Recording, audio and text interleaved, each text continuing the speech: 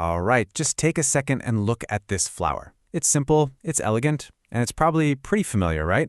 You've likely seen one in a garden or maybe a field somewhere, but I bet you didn't know that this little flower has an epic story that stretches across continents, cultures, and even wars. I know, it sounds like a strange question, but the answer is actually hiding in plain sight, right there in its name. And that name? Well, that's just the very beginning of a truly incredible journey. Welcome to The Explainer. Today, we're digging into the story of the cosmos flower. It's a plant with this really grand name that's only matched by its even grander and completely accidental tour around the entire globe. So, to start, we've got to talk about that name, cosmos. Seems a little dramatic for such a humble flower, doesn't it? Well, the answer takes us way, way back to ancient Greece. The name cosmos actually comes from the Greek word kosmos, which means an ordered world. And when you look at the perfect, orderly arrangement of its petals, that makes total sense. But there's another layer to it. It might also come from kosmina, which means jewel, a nod to its brilliant colors. So it's an ordered jewel. Pretty fitting, right? Okay, so it has a Greek name, but here's the twist. The flower itself is from a completely different part of the world. So let's find out where this story really gets started. So what exactly is a cosmos? Well, technically speaking, it's part of the daisy family. They can grow anywhere from just a foot tall to over 6 feet tall, and they have these really distinctive, delicate, kind of feathery leaves. And yeah, you can forget Greece or some quaint little European garden. The cosmos is a true American native. It originally grew wild in scrub and meadowlands all the way from the United States down through Central America and into northern Argentina. And the absolute heart of that native range? Mexico. Get this, of the 35 known species of cosmos in the whole world, a staggering 33 of them are found right there. It is the undisputed epicenter of cosmos diversity. So that brings us to the big question. How did a simple wildflower from the Americas end up becoming this beloved staple in gardens all over the planet?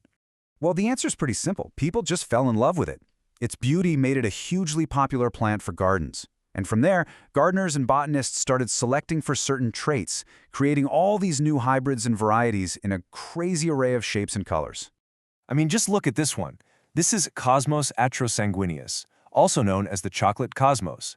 That deep, dramatic, velvety red color is just incredible. It's a perfect example of the kind of diversity breeders were able to unlock. Then you can go to the complete opposite end of the spectrum with Cosmos sulphureus.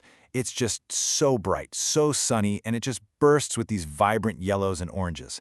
It's basically pure cheerfulness in flower form. And of course, you have the iconic Cosmos pinnatus. This is the classic pink and magenta one that most of us probably picture. This species has been so successful that it's actually naturalized now and grows wild all across eastern North America, way, way far from its original home. But, its most incredible journey wasn't planned by any gardener or any botanist. Nope, it happened entirely by accident, and it happened during a time of conflict. This is where the story takes a really fascinating turn. So, it's the turn of the 20th century. During the Anglo-Boer War, British forces imported horse feed, and mixed in with that feed, completely unknown to them, were cosmos seeds from the Americas. The flower had hitched a ride to a brand new continent. There's this incredibly powerful quote that captures the legacy of that accident perfectly. As the armies moved across the South African highveld, the seeds were just dispersed. So today, the beautiful fields of cosmos that bloom there literally trace the routes that the soldiers took over 100 years ago.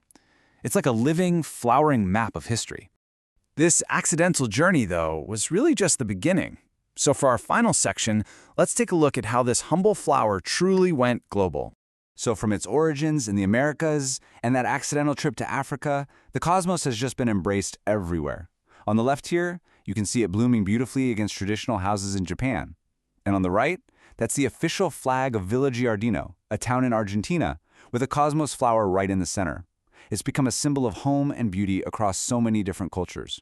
So there you have it, the cosmos, an ordered jewel whose journey around the world was anything but orderly. It's just a fantastic reminder that these incredible stories of history, migration, and survival can be found in the most unexpected places. It really leaves you wondering, what other epic tales are hiding in plain sight right in your own garden?